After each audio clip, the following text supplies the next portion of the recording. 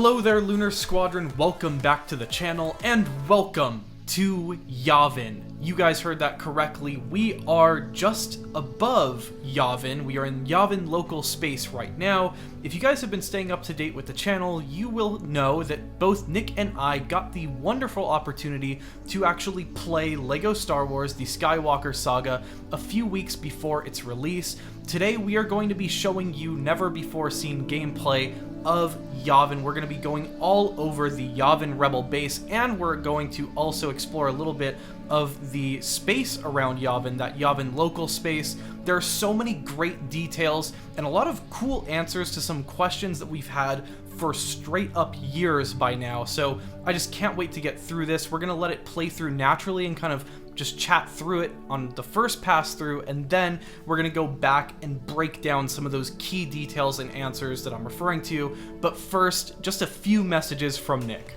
Andreas and I would just like to thank WB Games once again for providing us early access to play LEGO Star Wars The Skywalker Saga and providing us the opportunity to capture all of this gameplay to showcase to all of you. Truly one of the great honors of our lives, and we are very, very thankful for this opportunity. Second, I'm going to once again ask all of you to act a little uncivilized once more. I need you all to pretend that that mouse button is a blaster and that subscribe button down below is General Grievous's chest, and I need you to blast that thing repeatedly, thus subscribing to the Lunar Squadron. Now with all of that out of the way, Andreas, I am ready to get into your Yavin gameplay.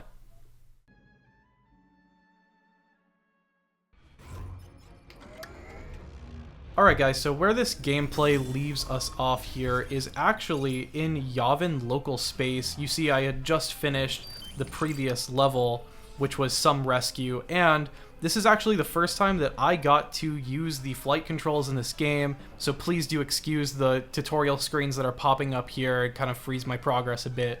Of course, immediately one of the first things I did, as you probably would know, Nick, is I looked for that Death Star, and there it is, huh? Yeah, it's a little bit further away than I was expecting it to be. I was expecting it to be right there outside of, Yavin's local space, but that's pretty far away. Do you think we're going to be able to get there? I mean, that's a good question, and that's why I was kind of holding my reticle over the Death Star, because like you see here, when I hold the reticle over Great Temple, it lets me travel there. I think it wasn't letting me go back to Death Star in that sequence because I am still in the story mode, so it was kind of shoving me over to Yavin. You see I'm making my approach to Yavin here. I gotta imagine you've got to be able to fly out to the Death Star. I think that's why you do see it there. I just think it is limited. Of course, can't confirm that yet, but I just can't imagine they would impede you from going to the Death Star. Now, as you guys are going to see in just a second, this loading screen did take quite some time, so we're just going to let it play out here and fast forward, and then we're going to kind of talk about it in just a second.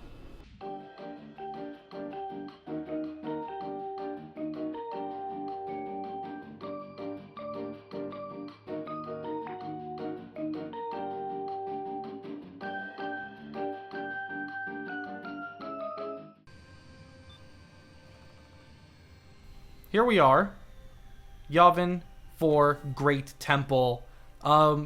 Nick, I just kind of want to touch on that whole loading issue first off. Do you think that that was like a glitch, or do you think that that is reflective of the usual loading times that we can come to expect here? Like, what's your general sense on that? I mean, almost 2 minutes to approach the surface here. That seems a bit long for me. I mean, I thought it was a glitch when I was playing through it. Yeah, I totally think that was just a glitch, or, sometimes when you play games, you run into a longer loading screen or something goes wrong with the game, and I don't think that is something to be concerned with at all. We've seen other gameplay where these types of ship loading screens on a planet take much shorter and don't take as long, so I totally think, Andres, you were just unfortunately hit with a glitch in the game, and thankfully it was only about 1.5 minutes, and thankfully it didn't freeze on you and you would have to restart the game or anything, because that would have been a disaster. Yeah, I will kind of provide some context for those of you who don't know. Nick and I both got to play this game on a PC build, and we both had 90 minutes each to play through episode 4 in this game. So this was sort of approaching the end of my timer. I actually had a timer set up so that I could track how exactly long it was taking. And I knew that I only had about 10 minutes left to go in my playthrough, so I was really sweating bullets there as we were loading in. But that said, I also knew that I kind of had very limited time to explore Yavin, and so one of the first things that I had to do immediately when I got to Yavin was scale that great temple. And I think it was something like 14 or 15 flights of stairs. Talk about sweating bullets. As I climbed each flight of stairs, I kind of knew that it was taking longer and longer to get up to that top, and I was wondering if I would have time to make it through the game. Nonetheless, I did want to explore this top area because it kind of got me interested. I did see a lot of things here. Now, we're going to break down these things in greater detail later, but, I mean, how good does the top of Yavin's temple look, Nick? I mean, look at this view here. Yeah, this is massive. I know we're not going to spend much time here just because we had to move along for us to be able to capture all of Episode 4 as we're about to start a main mission here and jump into a cutscene. But the last thing I will say is this Yavin Temple is huge. So here we are, guys. This is the start of the final main level in Episode 4. We are going to let this cutscene play out, and then we're going to come back and break down all of the cool details that we noticed while quickly exploring the Yavin Temple. The battle station is heavily shielded and carries a firepower greater than half the Starfleet. An analysis of the plans provided by Princess Leia has demonstrated a weakness. A small one-man fighter should be able to penetrate the outer defense. Man your ships, and may the Force be with you.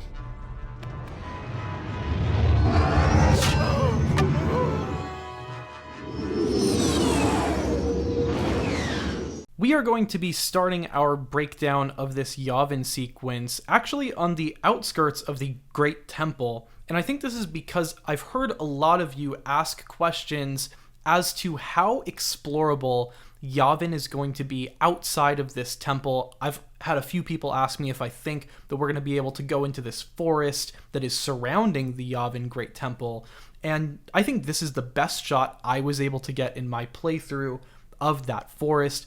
It looks like a pretty thick barrier there. You do see that awning in the back, which kind of makes me wonder if you're able to go through that, but it looks like you're able to wrap around the temple. I mean, what do you think, Nick? Do you think we're going to get to explore the forest around the temple, or what's your sense of this? You know, given how big the temple is and how vertical it is, I'm really thinking we're going to be locked to just the temple. And like you said, that looks like a pretty strict barrier there if you look to the right of the Millennium Falcon. That does not look like an area you were supposed to cross over. If you think back to like Battlefront 2's Yavin Temple, where it was a little more open, you could kind of clearly openly go back into that forest area, but this looks like a pretty strict barrier to me. Yeah, I tend to agree, and there's actually a detail later on that we're going to get to which suggests that it's actually pretty explorable outside of the temple as well. However, there is a limitation on that, so we will get to that later on in the breakdown. But for now, I'm just going to sort of let this play out until our next detail, which for me, I think, was the H1NT or hint droid, right, Nick? This is the first time I personally picked up on the hint droid in this game. Nick, what's your sense as to how hint is going to play into LEGO Star Wars The Skywalker Saga based on what we see here? Yeah, so we've actually seen hint or H1NT a lot in the gameplay trailers that we've gotten up to this point. Now, personally, I wasn't really looking forward him in our gameplay, but we have seen him on Coruscant in the trailers. We've seen him even on Exegol, and now we see him here on Yavin at the landing spots. We always see him at the landing spot, and if you take a look at that quote he has where he said, "I've had a fresh update, so my existence has meaning again," apparently, which is honestly really funny. The soundbite is incredibly funny. I really like that. What I'm thinking is he is just going to be near the landing zone, and he is there to provide you any necessary information about your current location, which is really cool and very helpful for people. Yeah, I'm definitely looking forward to actually going up to him and getting more of his personality, because he does sound like a funny character just based off of that one line. From this angle, you can see that you can probably go around the other side of the temple as well from the outside. And the first thing I really wanted to do when I got to Yavin was very quickly check out these ship terminals, panels, whatever you want to call them. We've seen them at every single landing pad so far, and when I walked up to it and used it, it looks like it just takes you to the same holo projector ship menu. Is this kind of what we were expecting this to be, or were you expecting something a little different, Nick? You know, I was kind of expecting you to like select it from the screen of the terminal, but it just pulling up the ship holo projector menu doesn't really surprise me. And honestly, I don't think it's that big of a deal, but it's nice that we will be able to do this, I guess, even though it seems like we'll be able to just do this from our holo projector. But I do notice a few times, you'll see later on with a mission marker, that there are icons or locations within the actual game where we can access these menus in the holo projector, but we could also just pull them up on the holo projector. So I'm not quite sure why these kind of exist, but I guess it's just another option to access these holo projector menus.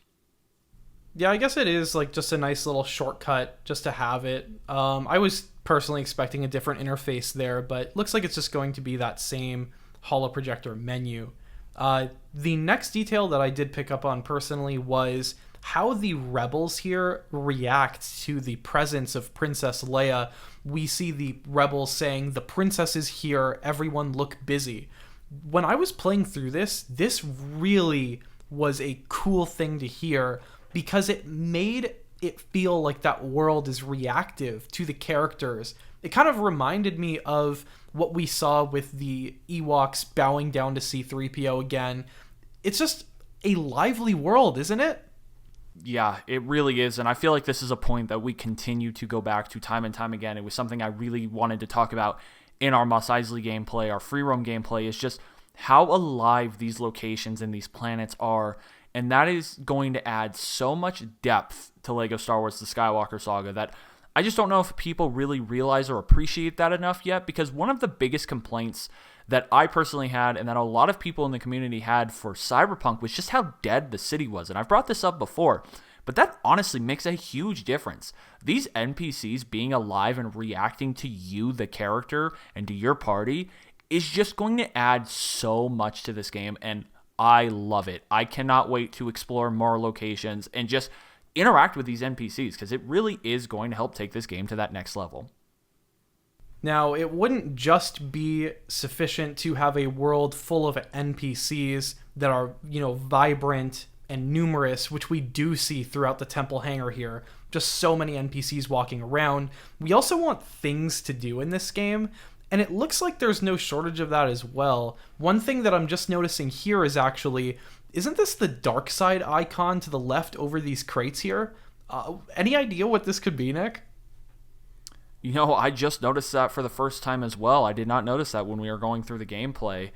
It looks like you're going to need a dark side character to access that area, which is really cool. So you're going to have to come back to the Rebel base with a dark side character to be able to access everything that the great temple on Yavin has to offer you, which is really cool. I'm really excited to come back with like Darth Vader or somebody like that and infiltrate this Rebel base.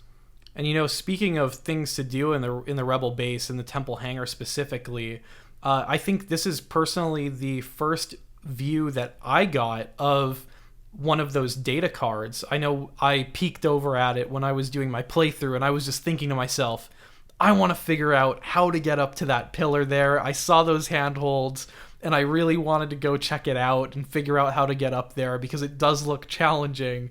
But I was in such a rush that I wasn't able to do it. But I mean, how cool is that? Like, that you can get to areas like that. No, that's really cool. One thing I, again, want to call back to Battlefront 2, the most recent Battlefront 2, was I loved how vertical the Yavin Temple was in that game, how you could go to those different levels. You could jump up to that exact area in Battlefront 2. However, Battlefront 2's Yavin Temple was not this big. It was big, but like you said, you climbed like 14 or 15 flights of stairs, which sounded like a very stressful but exciting situation for you to be in. I mean, that's a perfect way to put it, is stressful but exciting. I think with every stair that I climbed, I was equal parts terrified that I wasn't going to finish the game. And guys, I got so close. Like, my demo ended the second that the Death Star did blow up at the end, so I used every second that I could. But I was also very excited to see how tall this thing is. As I was climbing up those stairs, I did notice to the left, just in reviewing in my playthrough, I didn't even notice this. There's a Kyber brick kind of tucked behind one of these light fixtures up here. No idea how we're going to get that down. I think it looks like you have to jump off this ledge here and pull that down. So when you guys ultimately play through this game in, just a couple weeks time here, go ahead, you can thank me later for knowing where that Kyber brick is. One thing also that we did notice, Nick, you actually pointed this out. What do we think this is in here? Any thoughts? Yeah, so I noticed when you were running by this room quickly to continue your climb up the Yavin Temple there was a lever in there, and then when you kind of continued further on up the stairs, there are some sort of icons on the ground, or it kind of looks like those disco rooms from the complete saga. I'm not quite sure what exactly is going on here. Are we looking at another iteration of a disco room here? I'm thinking disco room is right on the money, or I guess it's some wishful thinking, to be honest, because I just want to disco in the Great Temple on Yavin. That just sounds like a great use for such a cool temple. But, I mean, I can't wait to go back again and see what that is. Another thing, and this is probably one of those top things that I can't wait to go back and figure out is... And I actually didn't notice this in my first playthrough. I can almost guarantee that none of you noticed this either. And that is, if you look at this panel here, you can see these glowing emblems on the floor. Next to this panel, we are in the Great Temple Communications Chamber. Nick, do you have any idea what this is going to be for? Because I can't think of anything, but I can't wait to find out. That is a really good question that honestly I don't really have the answer to. This is one of the few times that I really feel like I'm being put on the spot here. I'm not quite sure what we're going to be able to come back and do here in this communications chamber, but I'm really excited to find out because, guys, we're so close to April 5th. And to me, Andreas, I think the biggest thing I take away here is you're not going to just go through these locations while trying to complete the story. I think this is a point that we really tried to make in our community, in our Discord, and in these videos, is I think the main levels are just a vehicle that you will use to be able to unlock the galaxy. I think what is going to make this game special is coming back after you finish these main levels, which we all know, they're all just memorable moments from the Star Wars films, and exploring this galaxy and just everything that TT packed into this universe for us to discover and learn about that galaxy far, far away. So I'm really excited to just come back to Yavin, just reviewing your footage and figure out everything that the developers have put into this temple for us to explore. Couldn't have said it better myself. If anything, this video, just making this video, and I really do hope watching this video just hypes you guys up to get you to go back to Yavin. For me, I can't wait to get back here. One thing, just super important point of this temple is actually what we do end up seeing on the top. Very briefly, do want to point out that there appears to be some sort of button on the side of the temple. Just, again, leading me to believe that there might be puzzles on the outside of the temple that you are going to have to actually access the outside to reach these areas, solve these puzzles.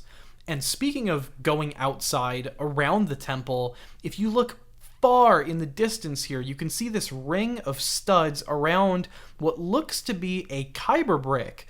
I mean, this gets me hyped on so many levels because look how far away that Kyber brick is. It looks like it's almost halfway, if not all the way to that temple in the background, which looks so far away. But where there's studs, where there's Kyber bricks, we know that's where you're going to be able to access. And it looks like it's flying kind of in midair. Nick, any thoughts on how we're going to be able to get this far out and what this means for the general scope of how big this planet could potentially be for us? Yeah, that does look pretty far away from that temple, doesn't it? It doesn't look like it's quite to that other temple, but it definitely looks like you're going to have to travel out pretty far to get there. The immediate thing that comes to mind, Andreas, is we do know that those microfighters will be in this game. So I do wonder if you're going to have to use one of those to be able to get to that Kyber brick, or perhaps we do know scavengers do have those jetpacks, so perhaps you're going to have to come back with a scavenger character like Rey to go get that Kyber brick. Whatever it is, I think that just is going to add more diversity to this game. I think there are going to be opportunities to explore not just what's on the ground, not just what's on the rooftops, but above as well, kind of above the ground. Now, one very cool area for me that holds a lot of mystery still to this day is actually the ceremony hall that we were able to go up to. Not sure if anyone else got the chance to explore this area, but when I was going through it, I had so many questions and so little time to stop and ponder about them. But the first thing I was confronted with was actually this mission marker. We've seen these before, haven't we, Nick? Yeah, we have, and this is a look at a completed mission marker, which is actually the most recent main level, I believe, that you had finished, which is the last main level on the Death Star. So we do know we'll be able to access these main levels again through the holoprojector, but this level marker on the ground in the Great Temple on Yavin just gives us another way to access these main levels. So it definitely seems like, combined with the vehicle terminals, that TT has given us no shortage of opportunities and ways to access this holoprojector menu and all of the stuff contained within it. One of the things this gets me wondering is where we think those completed mission markers are going to be located for all the different levels. It might be even hard to remember where all of those are located, so I could totally see why they ended up putting it on the holoprojector. But it's cool to see the level of integration in the actual world itself as you're going around.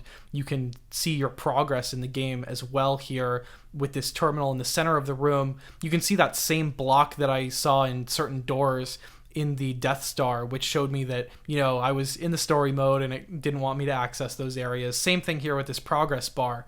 But I mean, one thing I can take away from this progress bar is 2.11%. I mean, at this point, I had practically finished episode 4, and I'm not even 3% complete with this game. I mean, how crazy is that? Yeah, that is insane. I was going to make the same point if you didn't. You're at the end of episode 4. You're about to finish one of the 9 episodic films in this game, and you're only at 2.11%. You've barely scratched the surface of what this game has to offer you. So, if any of you are concerned that this game is not going to provide you enough content for the foreseeable future, take a look at this 2.11% and really just kind of think about that again, because I think we're going to be spending many, many months to come, and perhaps even years, exploring every single thing that is in this game. And then one final thing that I did note in the back, initially I thought this was some sort of Kyber brick counter or something like that. But it does look like this is just a Kyber brick that has been locked behind some sort of a puzzle where you can see there are runes on the wall. I definitely did not have time to stick around and figure this puzzle out, which is why you guys will see me touch it and then run the exact opposite direction back to progress my way all the way through to blowing up that Death Star. Again, that is where we are going to leave off with our exploration of Yavin. Go ahead and let us know in the comments down below what you guys think of Yavin, and particularly if you guys want to see that final gameplay that we did collect of us blowing up the Death Star, doing that final level in episode 4. Also, we haven't even touched on our gameplay before episode 4, or any of our episode 3 gameplay, or any of our episode 8 gameplay. We have so much that we can get through and analyze, so please let us know in the comments down below which of that you are all looking forward to seeing. Let us know so that we know how to prioritize our time here as LEGO Star Wars The Skywalker Saga approaches so very quickly. I mean, how crazy is it? Like, how close are we, Nick? Like, this is just nuts. I'm pretty sure we're in the single digits now. We're like talking about a week now. We used to talk about weeks or months or years. We're talking about one singular week almost. I mean, that's just like, I cannot wait. Like, after getting this taste of the game, I can't wait to go back, especially to planets like Yavin, where I only had, those few minutes to go through. I can't wait to get back to this base and see what's going on. That said, guys, thank you all so much for joining us on our tour, our explanation and exploration breakdown of Yavin.